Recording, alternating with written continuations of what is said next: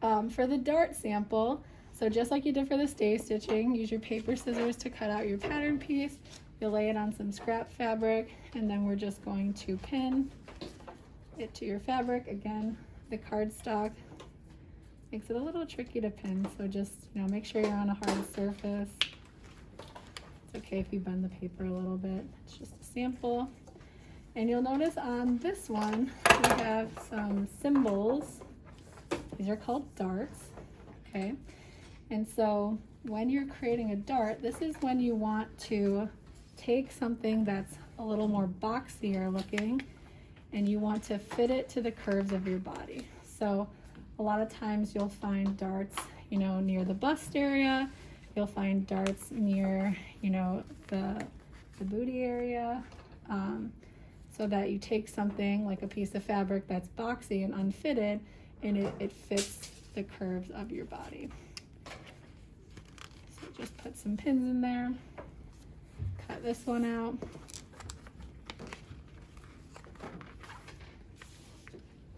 Grab your fabric scissors.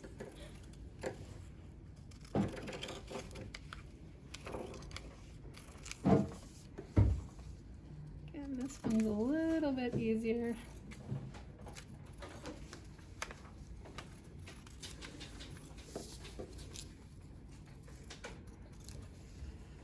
And then after we cut this, we're going to mark it, which I will also show you how to do.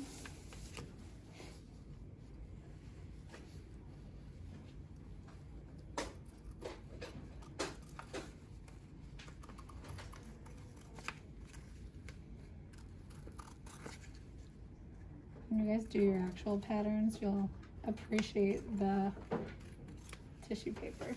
It'll be a little bit easier. Okay, the marking. So basically what we need to do is we need to transfer these markings onto the wrong side of our fabric, okay? So this fabric doesn't really have a right or a wrong. If yours does, to make your sample look the best, lay this pattern piece so that the wrong side of your fabric is on the inside, okay? That will save you some time and make your sample look better too. So what I'm going to do is, from the marking measure bin, you guys will have access to this at all times. You're gonna find some tracing paper. You wanna find some paper that is like a contrasting color that will show up nicely on your fabric. So I'll do this yellow. It should work fairly well. And I took out some of the pins at the top, and I'm gonna put this chalky paper, even if you look at my hands, they're probably turning yellow. So there's that chalky sort of substance on there. And I'm just going to stick that in between my fabric. Make sure it's nice and flat.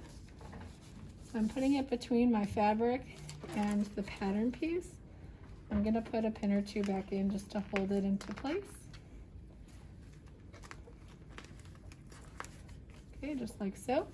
Then from the mark and measure bin, you're gonna grab a tracing reel, okay? Gotta put a little muscle into it, okay? Otherwise it might not show up. And you're gonna trace over the lines. Okay, so sometimes standing helps just to give it a little more pressure. I'm really strong, so I don't need to stand. And then you can do the one down the center as well. And so when I take these pins out, I look in between, you should see the transfer of the fabric. So you can see this will wash off, it always comes out, but you can see why you'd want to put that on the wrong side versus the right side of the fabric, okay? So I'm gonna do the same thing with this dart down here. So you guys will have two dart samples. This we use over and over again. As you can see, there's many lines on there, so please don't throw it away. When you're done, you'll just put it back into the bin, okay? And same thing, just gonna put some pressure. Kind of looks like a pizza cutter. It's not quite that sharp. You're just gonna go over your lines. This one down the center as well. On actual garments, they won't always have the line down the center, but it'll help us for when we're practicing. Make sure it transferred. Great. Now I'm gonna take all my pins out And so we're no longer need this pattern piece anymore. So, well, Luke does, but I don't. So now you have, okay, essentially something like, let's say this is, you know, for a little person, but it's gonna fit your body. We're gonna make it more fitted. So how you do that is we want to basically fold our darts in half, but you wanna make sure that they're even. So how we check that is you're gonna take a pin, and if you go through the line on one side, if it's even, you should go through the line on the second side. If you don't, just try again until you get it right. So I go through the fabric, come back up, and I'm gonna keep doing that. That line down the center does help. So normally for these ones, they're pretty small darts. You're gonna put about 3 pins in. So again, it went through to the other side, right through that line.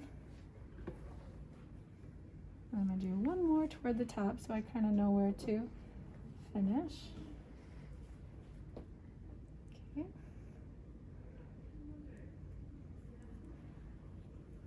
Then what we'll do, and I'll show you this part at the machine, but after you have it pinned, what we end up doing is you always start at the wide end of the dart, and you're going to stitch right on top of this line until you get to the point. At the wide end, we'll do a back stitch. So you'll start, do a back stitch, so right on top of that line until you get to the point at the end of your dart, and then you do not back stitch. Okay, instead you'll leave your 2 tails long, and you'll actually end up tying those in a knot 3 times at the point. Otherwise you get something called a pucker, which I'll show you when we get to the machine. So you'll do the same thing, the same pinning with this dart down here, and you can already start to see kind of on the other side. It'll look better when the pins aren't in it, but you can see how this is going to make it more fitted to a curved area. So same thing down here.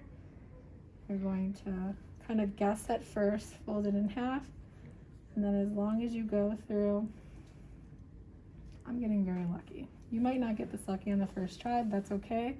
But if it doesn't go through the line on the other side, just try again.